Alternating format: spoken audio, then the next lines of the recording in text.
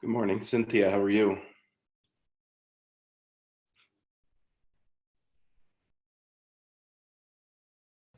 Good morning. I always default to muted. Yeah, same here. I always have to double check. Oh yeah. Oh yeah.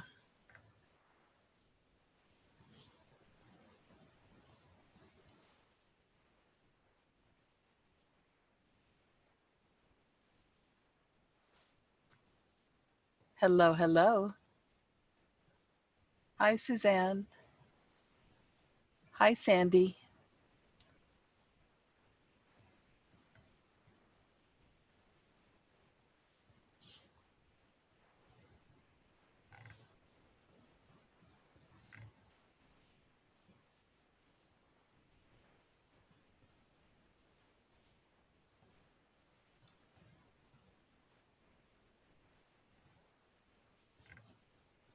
Oh, that's right.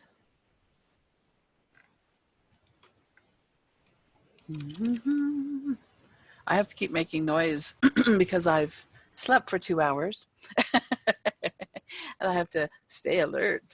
You got me beat. My standard is pretty much 4 a night. So Oh no, that's what I would prefer too. yeah, I'm all, yeah. it's the 24-hour conferences that are like, and of course they're covering games and virtual worlds and, Right. all the cool content late Yeah. night. Yeah.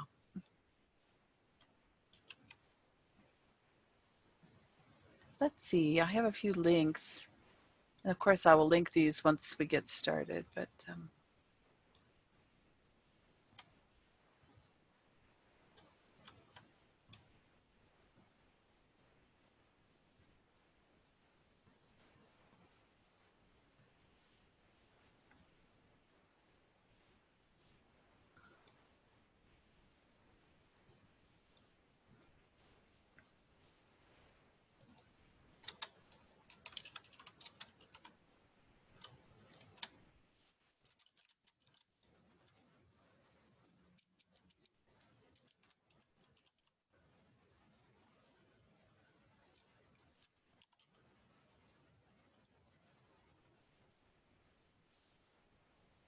let me go ahead and bring up the old slides and I'll start linking things. Here we go.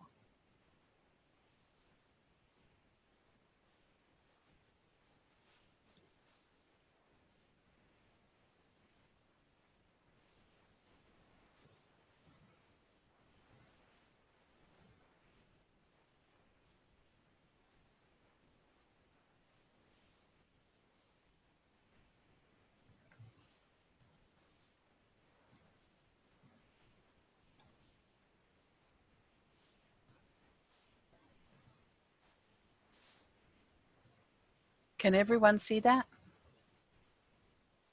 And I'm looking at the chat, by the way. Or if you use your microphone, cool. Okay, great.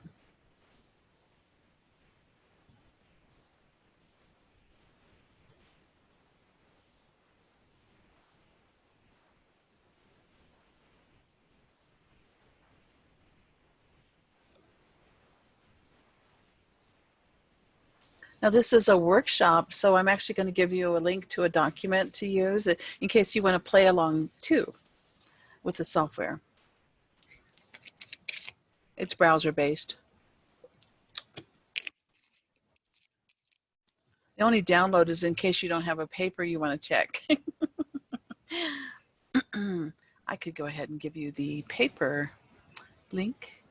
I do have one of mine that we can like seek and destroy. Let's see.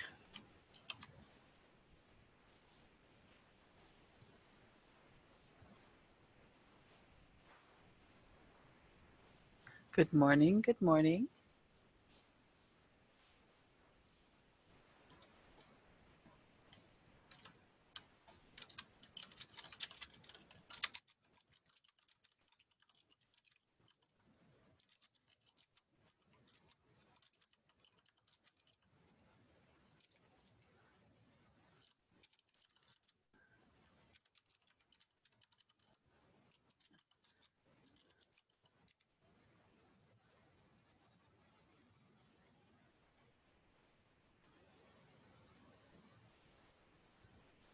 Hi, Gloria. Good to see you. Rachel, Sandy. Let's see. Let me scroll down a little bit here. And Suzanne. There we go.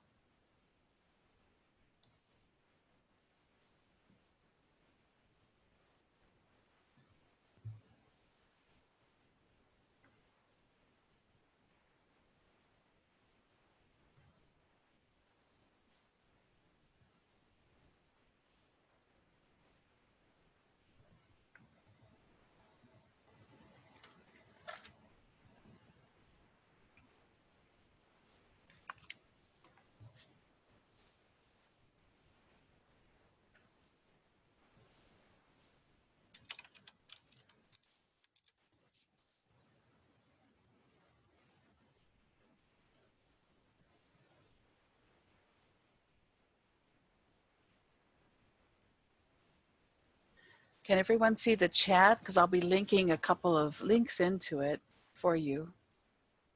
And I also have a copy of the slides if you want them. But that's a PDF, so the links in it are not as inspiring. Here are the slides.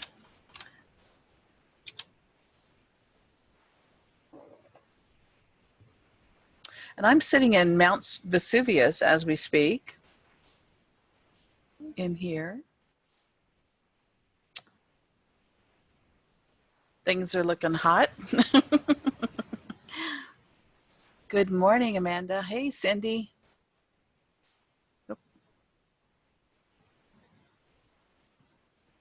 Hi, Amanda. Hi, Cindy. I hope you've been having a wonderful elk.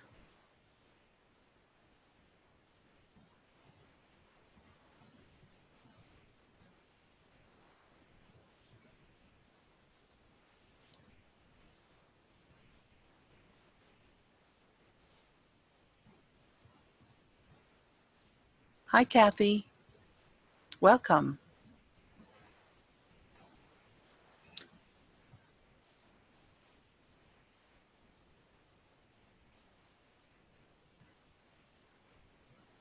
Hey, Scott. Welcome. Oh, wonderful. Yeah, I'm with you there, Cindy, on the overload business. I've been in a Hawaiian conference, a worldwide. It was the 25th year for online learning. You know what I'm saying? And so we had speakers around the clock. You know, in fact, our keynotes, we had 24 hours of keynotes. So we had 24 one-hour keynotes. And I'm a little OCD. I was trying to hit them all and speak, right? So of course, for the last 3 days, it's been mahalo, you know, thank you and aloha. So we've had the aloha spirit going. There we go. Hi, Nicole. Welcome.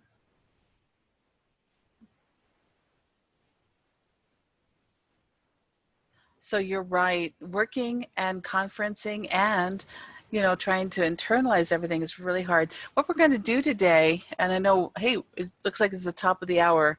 Did you need to do something, Brandon? You are absolutely free to get started, Cynthia. Cool. Okay. So we're not recording. We're good to go. Good to go. Okay. Right. And the good news is I do have a video of this talk too. So for the folks who are sleeping in this morning, they can enjoy it ubiquitously and asynchronously. Well, let me, I'll introduce myself briefly. For those of you who don't know me, and I am sitting here looking at a chapter of my book, an actual real book that I've pulled into a virtual world, in case you're wondering. That's me sitting in Mount Vesuvius giving a workshop. This is me.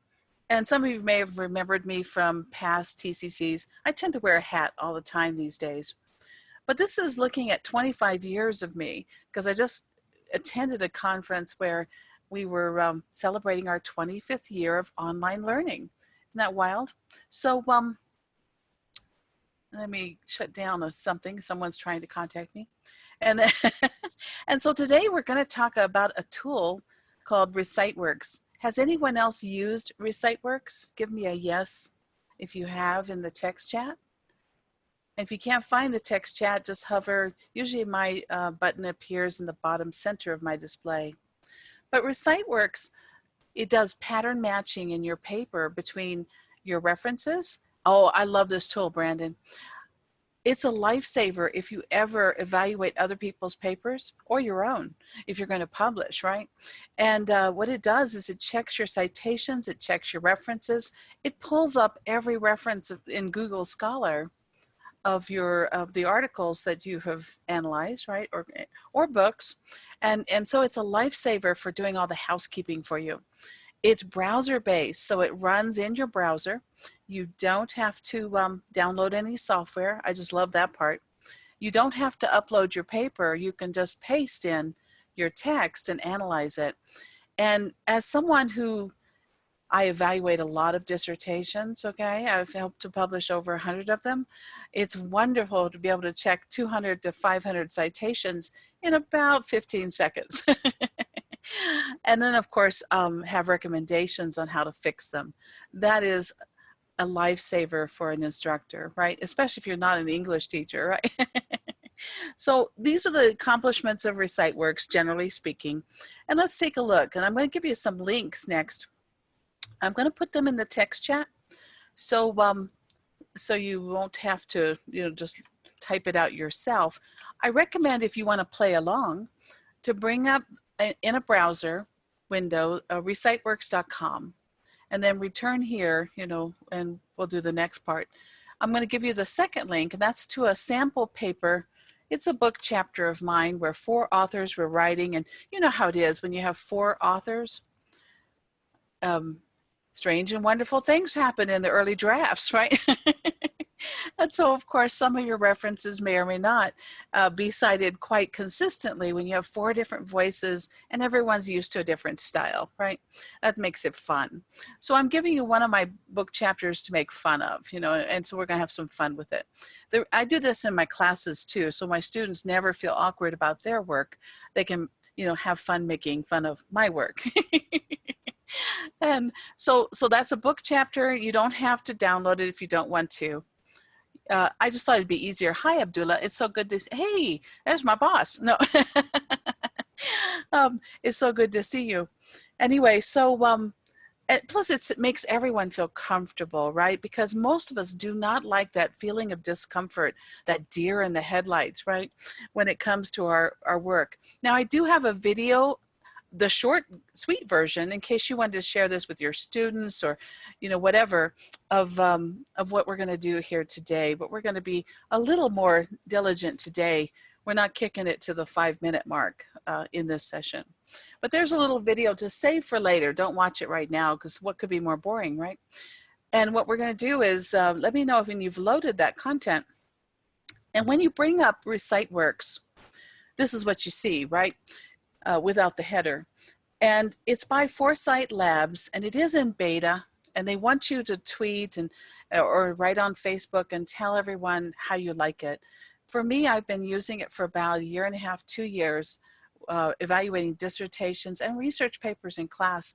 And this is just absolutely breathtaking because it helps students to visualize problems. So here's how it works.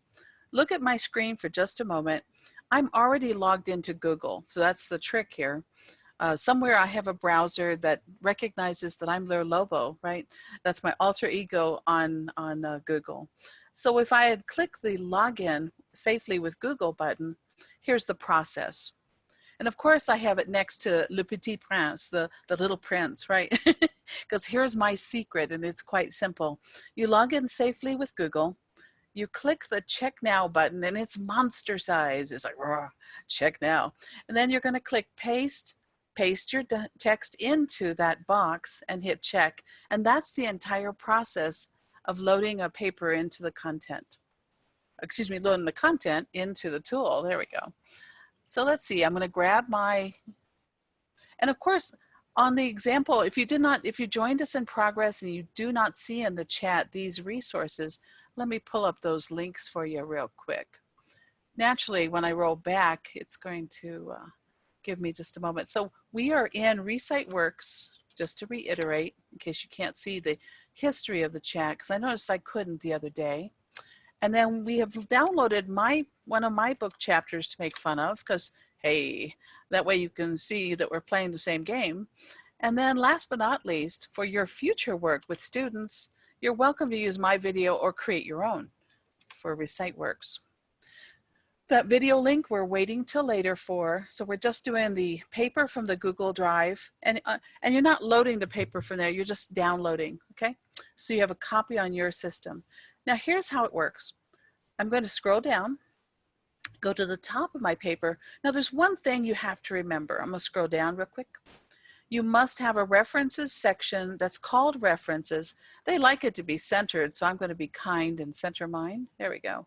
Mine is organized according to the publisher's requirements, right? So they were using modified APA. So there we are. And my rule of thumb is the publisher is always right. Whether it's your school, whether it's IGI Global, whether it's Palgrave Macmillan, any of the publishers I've worked with, they are always right. So I'm going to scroll back to the top after dropping my cursor off and hold down the Shift key and of course select all of the content. And I'm doing a Control-C to copy. If you're on a Mac, it's Command-C. Or you could right-click and do it. My dexterity is only so good at this hour in the morning, right? Now look at the next step. It's the Check Now button. And it's monster size. You cannot miss this button. What do you guys think? Is it just me? And here, let's let Colleen in. Hi, Colleen. Welcome. We are in ReciteWorks.com. That's the website. It's not hard to remember. It's just ReciteWorks.com. And then we're looking at a paper that I have downloaded. Now, if you don't see it in the thing, I will give you the link. Now that's looking at my slides. So let's go back to the live tool. Let's see, where did I put it? Here it is. Let's grab it here and I'll play along with you guys. So I'm bringing up ReciteWorks. So many windows, so little time, right? And I'm clicking login safely with Google. I forgot I was looking at a slide version of this. Then it's check now. Then it's paste. See the paste over here? I never upload my content. First off, I would never want to do that with someone's dissertation or whatever. I just want to temporarily evaluate this thing and then have it go away. I do not want to give someone the content. And remember, the important part of this story here is that there must be a references section with the word references in it for this to work. Now, if you're using APA 7th edition, they have a preview version of it. They have Harvard and APA 6. So if you're using MLA, you need to make a request that they support MLA, right? And go ahead and click check in the lower right corner. Boom.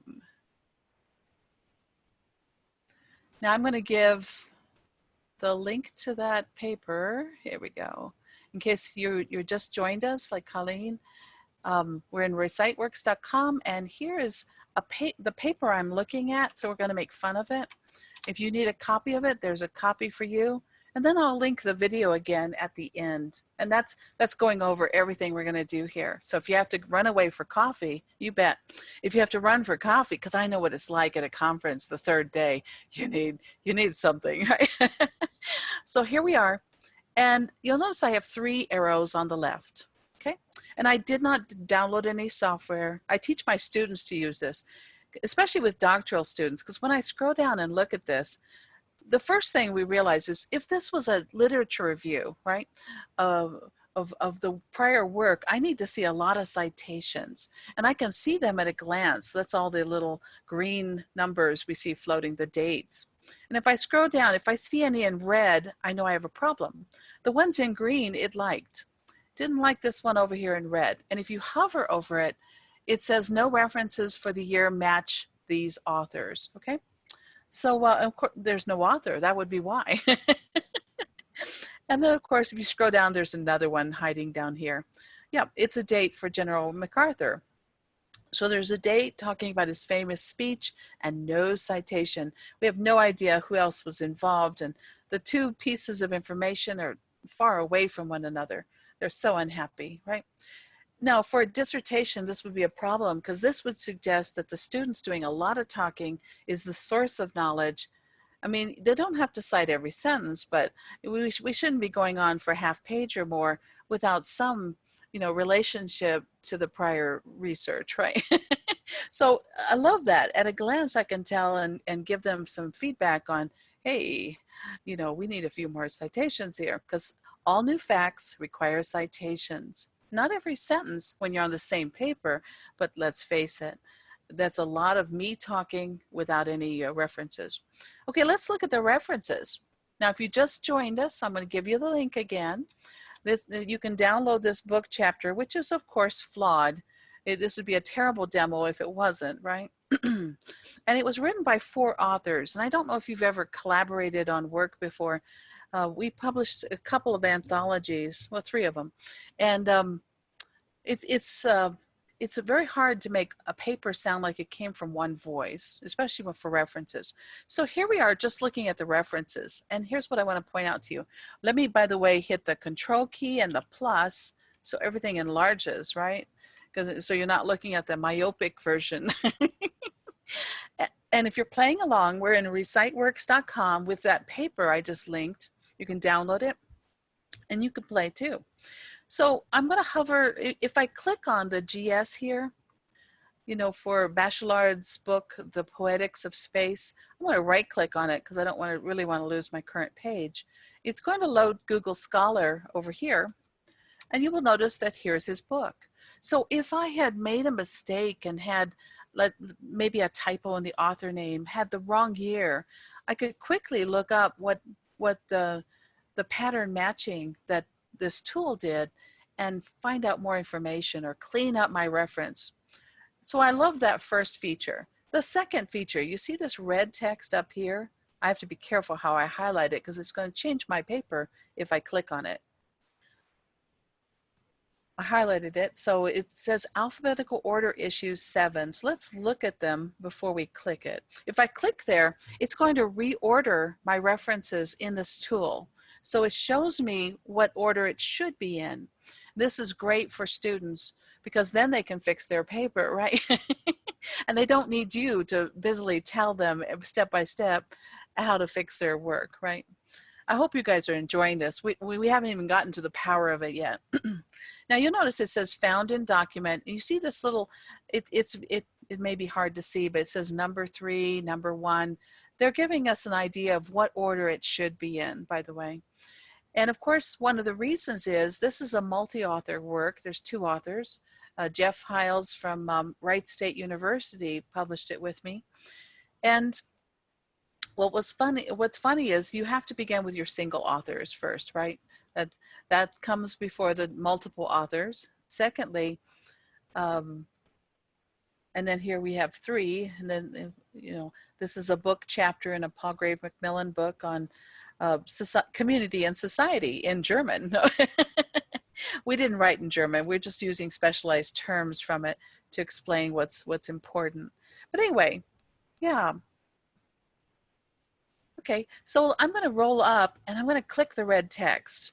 Remember, right now we have Calogne and Hiles on top. When I click the red text, notice it has sorted my paper. So now we're in order, and it says moved up 1. So this is a really smart tool that's doing some of the work for me. So I don't have to do all the housekeeping alone. I have a friend. So I love ReciteWorks. And then you notice they keep popping up the, hey, you like what you see? Come tweet, come talk about it. No. or on Facebook. So they love that. And this will pop up every so often to remind us. This tool is free. It's in beta. Eventually it won't be free, but for the last year or 2 years, it's been free. And I'm kind of hoping it stays there because I really love it. Okay, well, let's look at another section. How about the in-text citations? Now here, it's only flagging 2 of them. I should have given a paper with even more errors, you know, or seeded a few more. I'm going to click on the magnifying glass. You see it here at the end of the sentence? And when I click on it, it gives me the citation in context so I can think about how it was stated, how it was phrased, and what's wrong with this. And here's the thing. Anytime I mention a point in time by year, there should be a citation for that according to ReciteWorks. They're saying, hey, you're speaking with authority, but from whose authority? You know. And of course, this anecdote is from my experience. I went to EDUCAUSE, I went to the New Media Consortium's summer conference. The two groups published the Horizon Report. How many of you know the Horizon Report? Anyone? Give me a yes or no in chat. And let's let Edith in too while we're at it. Here we go. Okay, good. So it's the next 5 years of technology and education. Oh, if you don't know, it was just released, and I went to the keynote by the EDUCAUSE folks. Malcolm Brown gave an overview of it. And this year they did something slightly different. So you've never heard of it. Well, let me explain. The Horizon Report is excellent for our field because it tells us what's hot and what's going to be even hotter in the next 5 years, and where should we direct our attention when it comes to technology and education. And I'm giving you a little example of that here that's very simple and free, but they're actually thinking through very profound accomplishments in the future, innovations that we want to keep an eye on. Ooh, I see some former students, graduates popping in. Hey, good to see you, Yvonne. Good to see you, everyone else who just joined us. We are in ReciteWorks.com. Let me give you guys the links because I noticed the history is not visible to you when you join in progress. And there's nothing more gruesome than coming to a fun talk and not being able to see everything, right? So we're in that tool, ReciteWorks.com. We downloaded a book chapter that's flawed that we're looking at. You can have a copy. It's on cognitive apprenticeship. All that means is I love to do the homework with students, right? And do it side by side. Kind of like with the master, the journeyman, and the apprentice approach to learning, where we all do the work together. Anyway, so we were talking about the Horizon Report, and I will type that for anyone who can't hear. And the Horizon Report's the next 5 years in technology and education. And they publish a variety of versions of it. The one we're concerned with is higher education, because it helps us to prepare as educators for the next phases, or if you're an administrator, curriculum designer, librarian, so you're positioned for it. So here I'm looking at my paper and I'm thinking, do I need to cite this? It's a conversation with the guy who was in charge of revamping the National Science Foundation's website. I call him a staffer because I don't know his position, but I think he was vice president or something. Because I was at a meeting with a lot of folks who had very prestigious titles, right? But we're calling him staffer because I just don't know. And he stops me on the way out the door and asks, why would I need virtual worlds? Why would I need these 3D websites, where I see the avatars around my body and I'm intersecting with content, and I have this aggregator of technology across the web? Why would I need that when I have this really cool 2D website that I've just re-architected, right? So we're talking about that in context of the subject I'm writing about. I did not feel comfortable pretending that that was a scholarly conversation, because it was literally two people heading out to the restroom. You know what I'm saying? So I don't know about you guys. Do you cite your conversations on the way to the restroom? So I didn't. So I just tell the story here, and it's because it's my book chapter, and I can do that, right? When it's your book, you can do that. But when it's a scholarly paper, we tend to be a lot more rigorous in how we cite these things, especially in dissertations. At the bottom, I'm talking about Otto Scharmer's work. He's with the Presencing Institute at MIT, right? So if you're ever wondering about dialogue and listening and the eco-awareness, the ego awareness, and all the different levels, he has some really brilliant work to anchor with. And so I'm trying to anchor our theories with what others are doing, right? With Dr. Truman's transdisciplinarity work. Remember, she gave the keynote, 2 years ago at ELK, 2 or 3 years ago. I tell you, the years roll by, right? Because last year was Michael Hernandez, for those of you who attend ELK in Breckenridge. So here we are looking at this. Well, what if we got a little lost? We're saying, okay, well, that's fine and good. What about this bottom one here? We'll take a look at that one too. In this one, we probably should have cited it. And it's because it's the famous speech on duty, honor, and country by General MacArthur. And what we've done is we took the voice tapes of that speech and we allow a bot, an artificially intelligent chat bot, to go around saying that speech and then discussing it with students in text as they ask questions. So we have, that's the artificial intelligence part. The the just playing the tapes is the cool part, because they get this sense of presence from General MacArthur delivering it to them directly, right? And we do this for Air University in a virtual world. So we're citing the point in time, and you'll notice because it's multiple authors, we have a military date here, don't we? 12 May 1962. So if we're trying to get a common look and feel across a collaborative paper, we probably need to adjust that.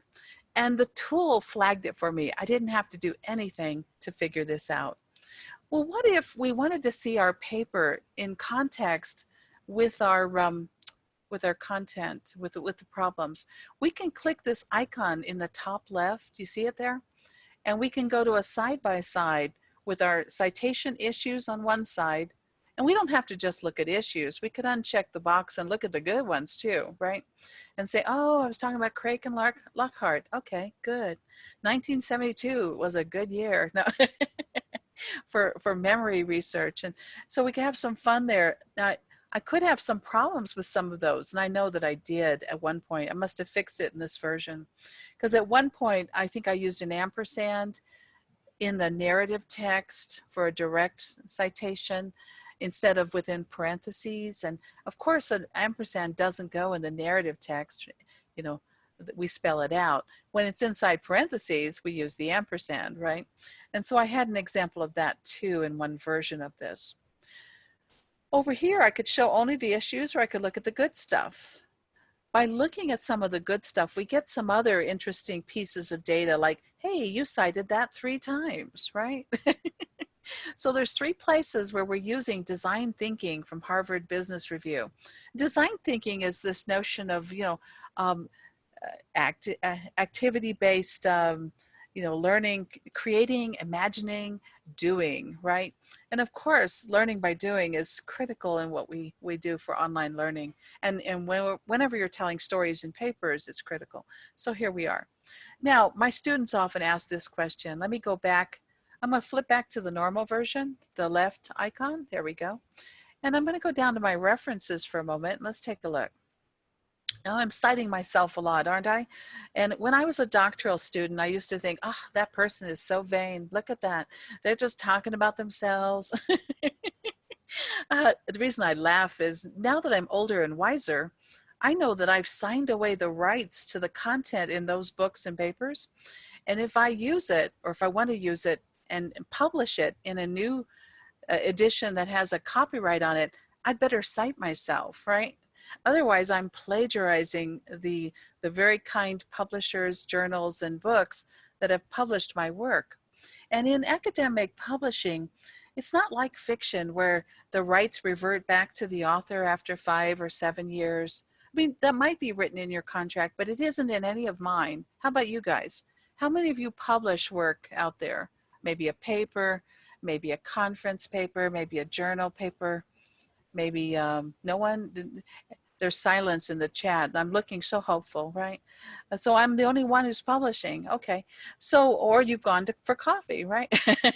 Well, all I can say is when you give away the rights, yeah, when you sign those contracts to publish your work, like for example, the EDUCAUSE review, we were just talking about the Horizon report.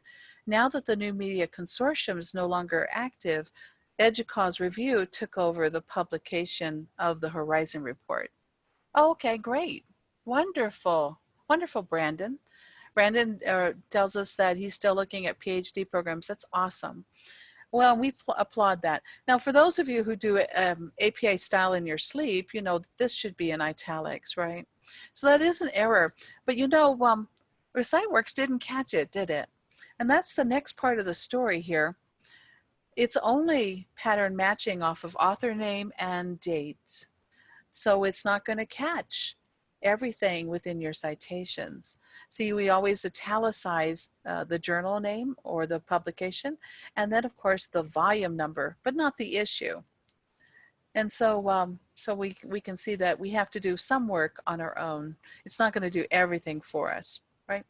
It's not going to clean up if any of these links were bad, or if I had linked something that was behind a paywall and my audience couldn't access it. It's not going to complain about that. It might, in one case, when you first do the test, a piece of block text sometimes appears and says, hey, I can't tell where one reference ends and the next reference begins. And that's usually because someone has copied the content down from EndNote or from one of these referencing tools, and they have a little bit of noise, a little bit of maybe unprintable characters or whatever, strange little symbols. And of course, they have to clean those up before a publication, because we wouldn't want that in our beautiful book or document. So you do get some information about that, but it is not checking anything beyond the author name and the date. Any questions so far? Well, we're early on this part of the demo, so I'm going to finish my slides, and then if you'd like, we'll use the same paper to look at a couple of other tools. Does that sound good? I love tools, by the way. Tools give me strength. They help me to understand what we're doing and how we're doing it. So I'm back at my slides.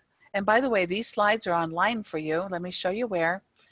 In case you want to use these in any of your classes. And I also have a video. Let me get you the slides. Here we have sound effects, okay? So here's the slides for download. It is a PDF of them. So you have to scroll down. I think I linked all the links. Yeah, I put them all here in the text chat, in the comments, so that you would have them. And then let's see. And other talks that I've given this week are right here as well, in case you're interested in any of those. Next, let's go to the next slide. So here's our important tips to remember, and then I will link the video for you also for your use in case you need it for classes or whatever. The important tips are: you must have a references section. It cannot have a colon after it. It cannot be called bibliography. It needs to be called references. And you know what the difference is between bibliographies and references, right?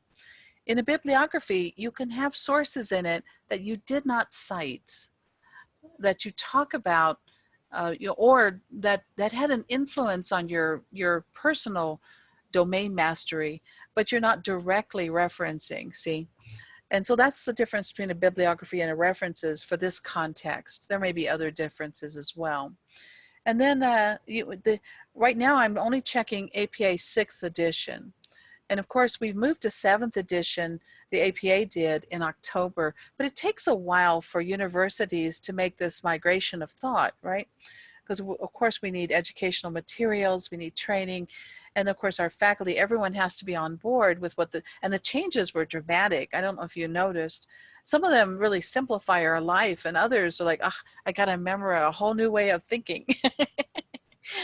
So, of course, I give you a few slides here that show you exactly everything we looked at. Let me point out the 237 and the 930 here in this slide. The 2 refers to 2 suspected errors, okay, and 37 citations total. So if you were an instructor who one of your metrics for your rubric said, well, you must, all of your work must be cited and you must have at least 10 sources or 15 sources. Well, in the references list, we can see there are 30 sources. Ha ha ha. And I actually have an assignment for, like, the first assignment in the Lit Review class at Colorado Tech has requires 30 sources. So I'm kind of using that as an example for students, you know. And then of course 9 of them are flawed because of that alphabetical order problem we had. If I ran it again now, they're in order, that number is going to go down.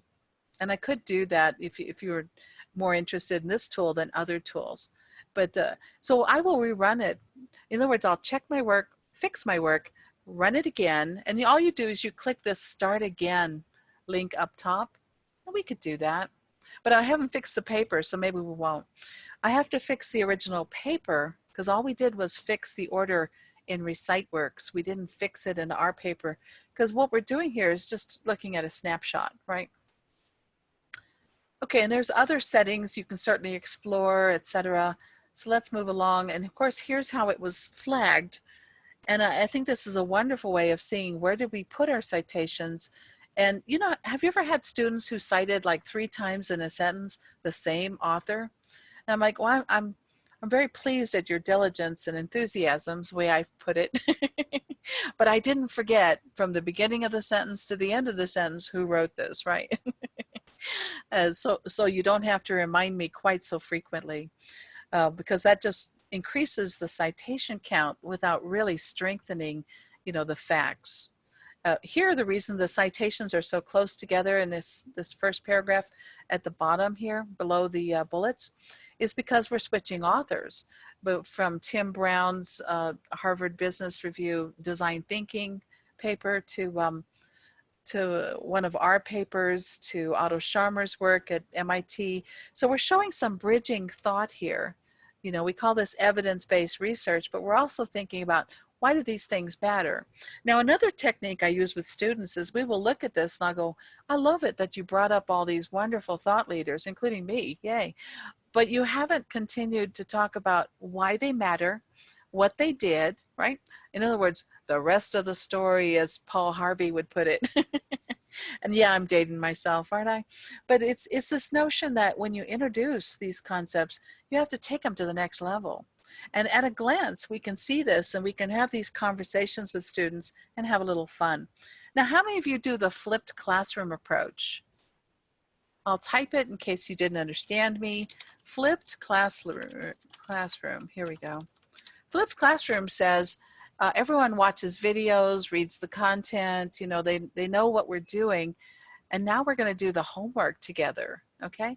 So I offer to my students, if they wish, I'll hold writing workshops, or we'll do this in class, and I'll say, if we have a volunteer, we will help clean up your paper in class, right? And we'll look at it, and you can ask questions, and we will work cooperatively as if we were editors collaborating to publish this work. And so we learn to put on our editorial lens, our filter, and work with this. Hi, Amy, good to see you.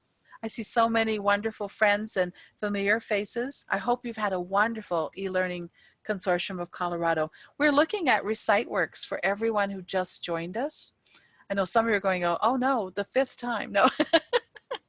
But the teacher in me refuses to let anyone enter the room without the links, right? So we're looking at this tool, and you can certainly use it for your own practice. I am going to give you a link to the video now because we're about to change tools, right? And here's a book chapter that I wrote with 3 other colleagues, which of course, this was a draft version, right? And and then of course, here's the video link for later. You don't want to run it right now.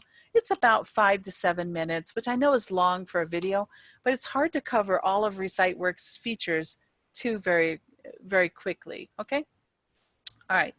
So let's boogie ahead on the slides. And of course, it's showing you all the things we just talked about.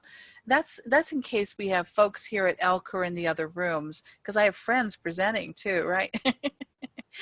And they publish avidly. So of course, and I'm sitting in Mount Vesuvius. This is in Second Life, and I was giving this talk, right? And I had folks who showed up and sat in these seats that you're seeing here in the center. Here I am sitting there, you know, giving my little talk, and what's in front of me are screenshots of my book chapters, right, that I mounted on a texture and put on a prim so I could talk about it. And of course, I was just in Hawaii the last 3 days giving the 25th anniversary of online teaching at TCC Hawaii. And so I was showing them what our mountains look like, generally speaking. And this is, of course, rendered in a virtual world. So we're done with that part. So why don't we bring up another tool? And we're going to use the same paper to analyze yet another experience. So let me, there we go. So let me bring up, how many of you have ever looked at the writer's diet? Anyone? And I'm going to bring up, it's called the Writer's Diet Test. And I'll put the link in the chat. This is, again, another fun way of analyzing your content. Have you ever gone to post in a public forum, maybe on ResearchGate or, you know, one of these scholarly sites, and you were worried that you might sound foolish or be embarrassed, you know, by posting in haste? Maybe this never happens to you, but it happens to me because I'm often asked for opinions very quickly, right? So we're going to grab some content, and I'm just going to highlight a bunch of it, and I'm going to use the review ribbon in Word and look at the word count real quick, and that's 179 words, okay? The sample I use has to be somewhere between 100 words, in other words, a half page, double spaced, and 1,000 words, which would be 4-page double spaced, right? So I'm just going to highlight that much, and I'm going to throw it into this tool. So that was just a copy and a paste, and I did a, right click, or Control C on Windows, Command C on the Mac, and then of course it's a Control or Command V inside this content. And then I'm going to click Run the Test, and she has a description here. It goes with her book, Helen Sword's book, and she's asking the question, is your writing flabby or fit? So we're going to run the test, and we're going to be fearless, right? Oh, hey, we're doing fairly well today. So it analyzes and color codes my work. So here's my work that I just pasted in there. And I know this isn't Grammarly. It doesn't have 250 rules, but you know what it's doing? It's making me conscious of what I say and how I say it, okay? It's highlighting the words that it thinks I should keep an eye on. I use the word cognitive, 4 or 5 times here, as if I've forgotten, which is hilarious when you think about the meaning of cognitive, right? Mm-hmm. And then, of course, the word this, that, those are like placeholders for a noun that's missing an action, right? And hopefully I'm referring to the noun that just happened, so people are understanding what I mean. But it's very, often students will disconnect the two, and we won't have a clue as to what they're talking about. And here you'll notice it's highlighted them, and it's saying, because of my small sample size, things are looking good. I am fit and trim. That's the diagnosis. But let's test a larger sample. So I'm going to go a little further. Let's see, I'll go down to here, maybe a little more. We want to really have some problems here. And let's copy it, and I'll just test a new sample, right? I'm going to explain what all those color codes mean here in just a moment. I want to get enough. Okay, now my nouns are out of control. And this is what dissertations and technical writing research papers often do. And one of the culprits here for these blue nouns, as they're color coded, is ION words. She's counting them in her algorithm. And when we overuse them, what happens is the reader's eye starts skipping them. We start going, yeah, that's nice, speed bump, next speed bump, Pretty soon we're going around the speed bumps, and if you speed read, or if you read at a glance, or if you're ever in a hurry, right, you'll miss some of these facts because your mind will compensate. Now look at my prepositions, this stuff in green, and if you can't see green, I'm going to hover over a couple of them, okay? Of course, when I hover over them, they uncolor, right? But and I can click on these things, and then it's going to talk about it. And of course, it's going to say, hey, well, look what you're doing here. And maybe there are other choices that might be better served, or maybe I'm using way too many prepositions. I shouldn't be using 2 of them side by side. But let's face it, when we're writing a book chapter very quickly, we often write the way we talk, but we don't publish that way, do we? So ReciteWorks didn't catch these kinds of moments. We needed a writing tool to do it. Now Grammarly might catch it, and it might not, right? For those of you, how many of you have used Grammarly?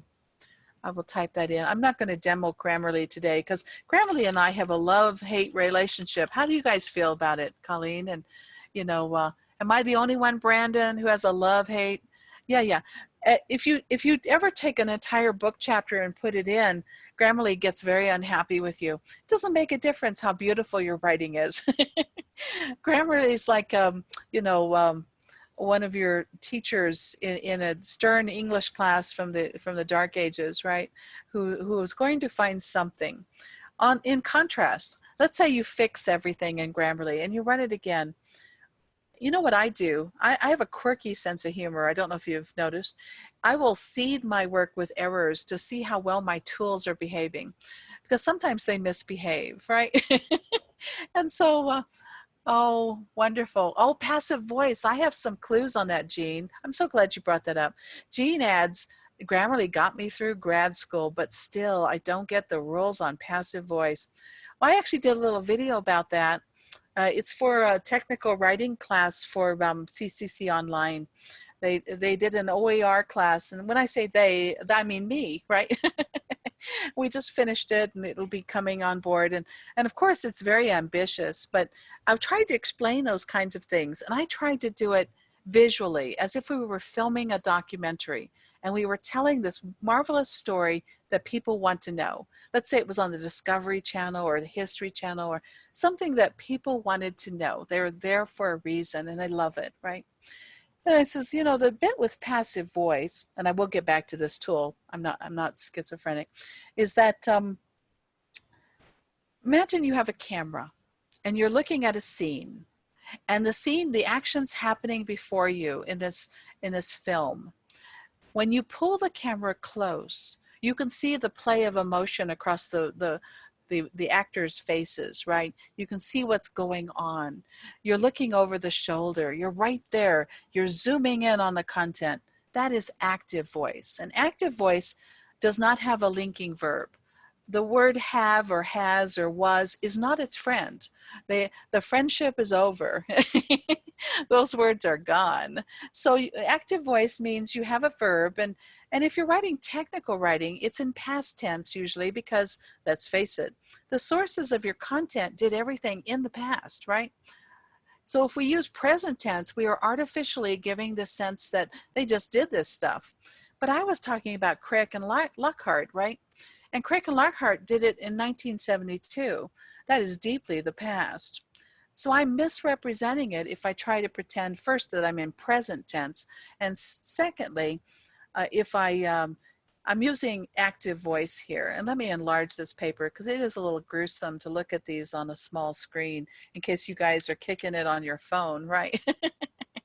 So here it is. Craik and Lockhart researched, that's active voice. Now I'm sure I have examples of passive voice somewhere in here because we had 4 authors and not everyone follows the rules the way I do, but I go around teaching them. So it's made me very conscious of voice here, you know, the present tense, the past tense. Here I'm talking in the present tense because I'm talking about students around my body, right? As opposed to a story from the past. So back to passive voice. There are times when you want to use it, okay? Yeah, passive voice, when you want to use it, is, I once gave a talk on an expert system that's very, very smart. And it analyzed after a mass disaster, after a plane crashes, who's who among the remains. So you could get the remains back to the families, right? So if you had 245 people and you were trying to figure out who's who and get those specific remains back to the families, you want to be as accurate as possible. Well, when you're describing, looking through pathology and anthropology, that's like, anthropology is like the show Bones, right? Where we're talking about the bones.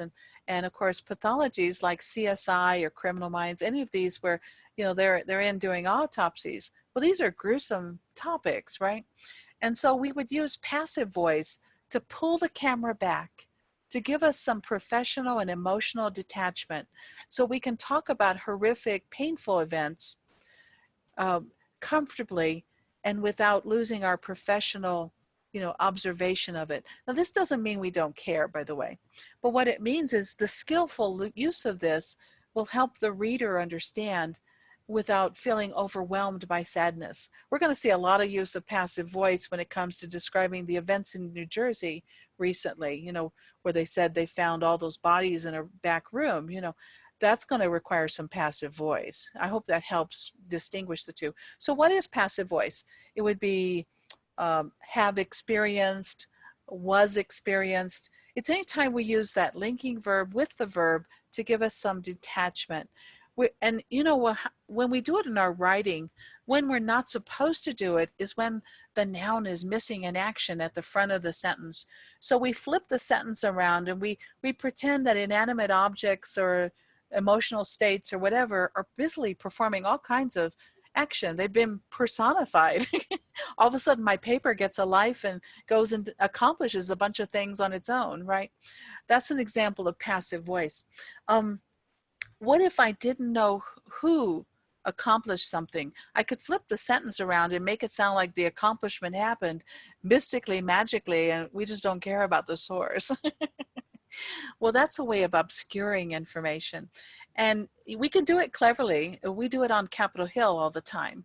And I used to work on Capitol Hill for an environmental group who used to publish a report card. Oh, I see we're almost out of time. My apologies. On how Congress voted on energy and the environment. So I used to hand deliver, hey, it's so good to see you, Anne Marie.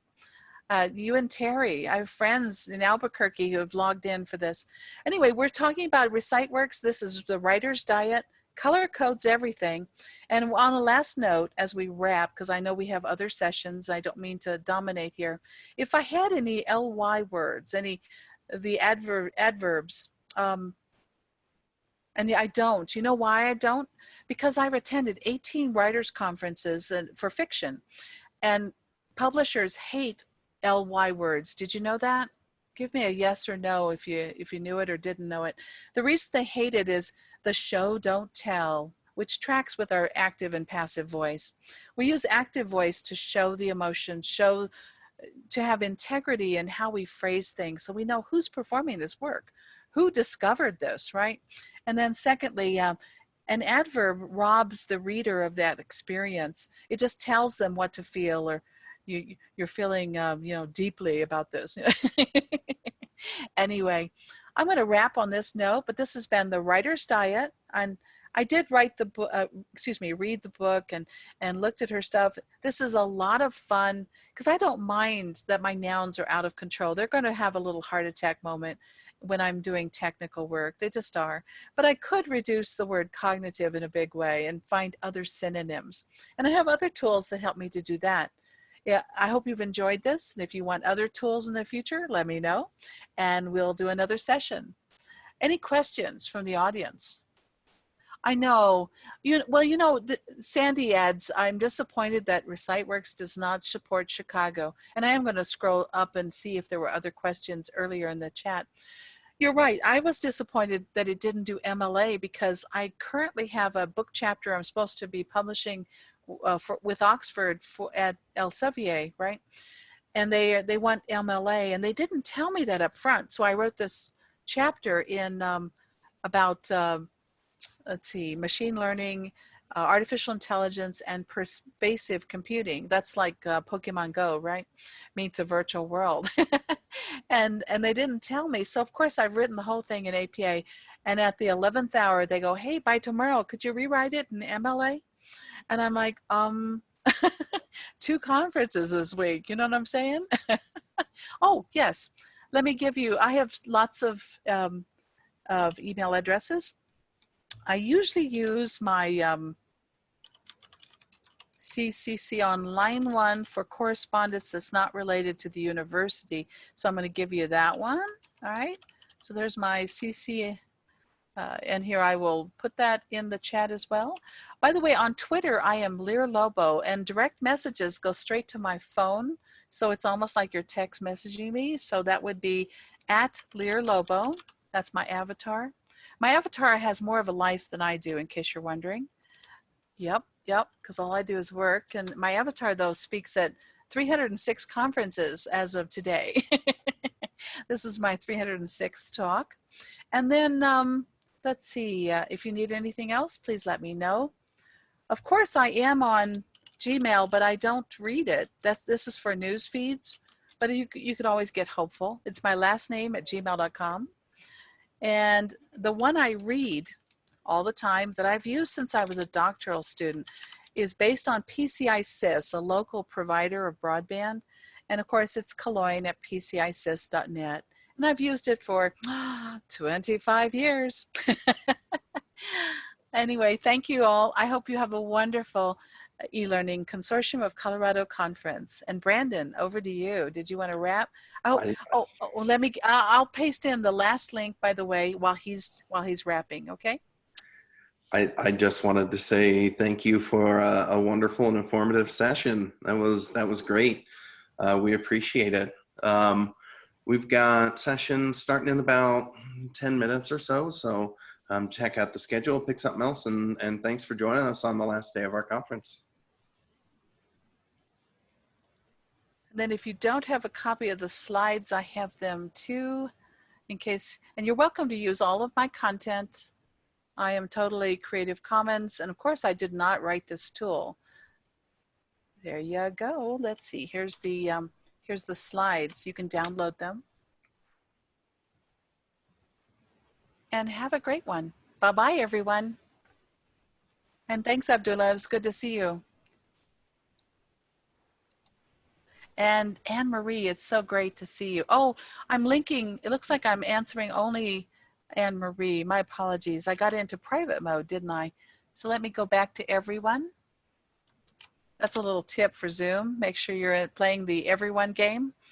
I did that in my keynote on Tuesday too, or Wednesday, and I was like, oh my gosh, I'm talking to a few thousand people alone, you know, to panelists only, right? Yep. Anyway, thank you all for those wonderful messages. And of course,